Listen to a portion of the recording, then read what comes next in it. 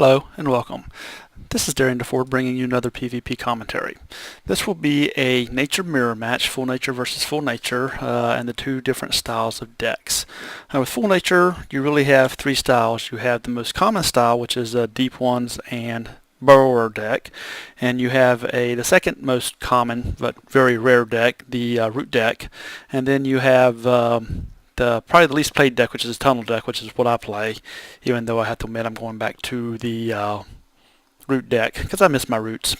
This again is a match between my daughter as well as I can't remember his name, and it was kind of interesting. A lot of mistakes were made. This was not a her versus a higher level player. As you will see, this is a very interesting game. A lot of mistakes were made, so hopefully the nature players will learn. She starts off with a shaman, and he starts off with a shaman as well. You got one center well right here, and then followed by 1, 2, 3, 4 wells and orbs. So she comes over here and takes a well. This is Milka Rules. I'll call him Milk. She takes a well, and looks like he's going to take a well. Yep, so they each have one well. They both started with shamans. A lot of people will start with swift units for nature, and yeah, I can understand that, but when you're having a nature mirror, you're going to have swift ones, or swift claw, as well as dryads. And wind weavers and spearmen are all but useless because of hurricanes, so you got to be real careful with the small units. And shamans have an excellent medium counter. They do quite well, especially in numbers. Just ask any frost player who spams frost mages. Shamans are in numbers are very potent. They each take a second well, and looks like TC up and Milk takes a third well. Now with nature, you got to be real careful with taking a well. You don't want to take a well you cannot defend. So she spawns in another shaman. She's got 100 power to work with versus him because he just did that well. And he brings in tree spirits. Tree spirit green, which has the poison. So brings in a dryad and two shamans, and the shamans will probably heal each other. Now tree spirits are great for guarding, and this is a fake root, not going to guard. He's going to go on the offensive to try to take out this well. She brings in two tree spirits purple. Now note she's got purple tree spirits, which will bypass any protection. These two will have to get past the dryad's protection. So right now the advantage is over here. So we'll see what happens. What you want to do, and you want to get behind the well when you're trying to deal with tree spirits, because the well will absorb a lot of the damage. Now tree spirits are medium, and as you can see, two shots from the tree spirits didn't do too much damage because of the resistance from the dryad.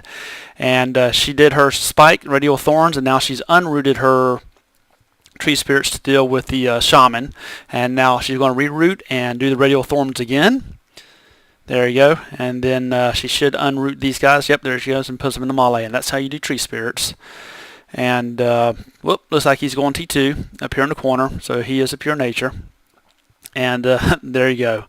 Now she's going to go to town on the well and hopefully get it down. Even though she did not take a well, he lost. Looks like it's going to be a permanent 50 power here by the time she gets it down. And the shamans and tree spirits will win. Like I said, shamans are a great unit to start for nature T1 because nature does have a lot of medium units as well as other factions. And there's a Curse of Oink. Yeah, I don't know about the Curse of Oink. And a burrower. Two burrowers. Nice root on her part. Burrowers are stuck there and not able to do anything. And this one lone shaman is going to try to finish taking out the well. It looks like we have a third shaman or burrower coming. Now these are all medium units, and these are all medium counters that he has here. So these tree spirits will make very quick work of these burrowers. Dryad's going to be CCing them, and the tree spirits are going to go to town melee and the burrowers. So I have a feeling this is going to be a fail. This one was, and Dryad's doing back and forth crowd control, so that's how you want to play with Dryad. There's a lot of micro going on right here with her, so she's healing as well as damaging. So she's getting a heck of a lot better at her micro. And three burrowers go down. Now they rooted. That's the problem with that. You got to be careful when you root a character or a unit that is CC'd. Is the spikes or thorns or whatnot will not activate. You have to manually attack them again because once it's crowd control, the AI will automatically stop attacking. She brings in a spike root from this base down here, and she's going to go after this base right here. Now the problem, and there's parasite swarms, so you got to be real careful here.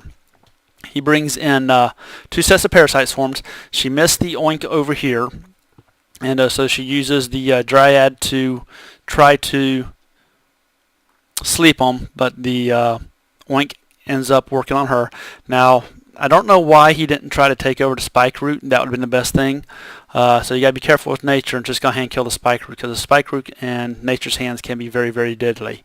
So she's just going back and forth crowd controlling, and the well goes down. There's a parasite on the things, and now looks like she's going to concentrate fire. Yep, try to take over, but didn't quite mess it.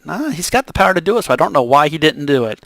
And the parasites and the shamans end up taking out. So now would be a very good time to continue attack. You still have a decent army here. He's got 230 to defend with, and she has 46 to attack with. So she's got to be real careful with this because she knows that he's got a little bit more power than her. So she still doesn't know what his main attack unit is going to be. She saw burrowers, so it's probably going to be deep ones, would be my guess. And yep, deep ones. 2 deep ones. Oh my God, 2 deep ones, run! Now deep ones are very powerful because they are large encounters. She's got a fail micro right here on these tree spirits. These tree spirits should be back here supporting the spike root. And the Dryad is doing damage. And there's another fail. Get the tree spirits back here. And now these deep ones will make very, very short work of these spike roots. This Dryad should really be concentrating on the well and putting these guys to sleep. And there's a 3rd deep one. Now, nature players, don't do that. You don't need 3 deep ones on the field at one time. There's a surge of light from her, and this spike root's going to go down. Now, what you got to realize as a nature player is when you're going to lose, just give up. Get out of there, save your power, save your units. These tree spirits are rooted, and they still have the Dryad's protection, plus they have the protection from the root nexus. So they're going to be able to do a little bit of damage to these deep ones, just enough to delay and be able to get the 2 shamans and the Dryad out of there. And now he's going to continue his attack. He's got 145 to attack with, and she has 220 to defend with, and he takes a well. That was probably not a good idea. You should have saved that power to attack this well right here. Deep ones are going to go after the Dryad, and here's the first set of parasite swarms. And this is how you deal with a deep one rush if you're full nature, because he took that well, so she was gambling that he didn't have any power to oink, and he already wasted an oink on the Dryad, so that was a fail on his part. Second set of parasite swarms, and now 3 deep ones have just gone bye-bye, and she now has the advantage. And this is the worst thing for a nature player to be facing, is a root deck plus deep ones, because it's usually going to be a pain. And she immediately goes on the attack. He has 250 to defend with, she has 250 to attack with. So this well is going to drop very quickly. And there's another deep one to counter the deep ones. And it looks like an Amazon, which is a medium-large T1 unit, and a Rogan Kale. Rogan Kale is very good for nature because it gives a 25% bonus to all surrounding units. So in the hands with a deep one, or when combined with a deep one or burrowers, it makes very, very quick work of anything that it attacks. Incoming parasite swarms. My guess is she's going to take over Rogan Kale, because that would be absolutely awesome. And that would give her a 25% damage bonus on everybody, and that's exactly what she does. And Rogan Kale now belongs to TC. So now you have 2 deep ones, Rogan Kale backed by 2 shamans, and she takes a well. He's got 180 to defend with, she has 180 to attack with. So yeah, that's safe taking a well. And here we go. 2 deep ones. Amazon, remember, these do 25 bonus. Plus, he's also a form of crowd control with his it's the shoes thing, which I love. It'll basically make all the units not be able to attack. Oink on her part, oink on his part. Good oinks on both, I think. She should have waited a little bit longer on the Amazon. The Amazons are there to counter the deep ones. They're decent. Now, my question is, and I don't know this, is now that Rogan Kale's on the field, if she would be able to, or he would be able to summon another one. I don't know if he'd be able to or not, even if it's mind controlled. So now the deep ones are just going to go to town on the Amazons, because the Amazons in numbers can do some damage. You got 3 of them. You can see how quickly this deep one's dropping. So that is a counter if you have the power and the numbers for it, but there are other ways to deal with it, and Parasite Swarm's one of them. Here comes a Blue Dryad for damage protection. Here comes a Spike Root to help because it's a medium counter. And the deep ones, along with Rogan Kill's 25% ability and the Spike Root. And as you can see, these shamans are just over here. If I was him, I would have tried to oink these shamans as well, because they're just healing the units. If you got 2 shamans healing, your unit's going to be able to soak up a lot of damage.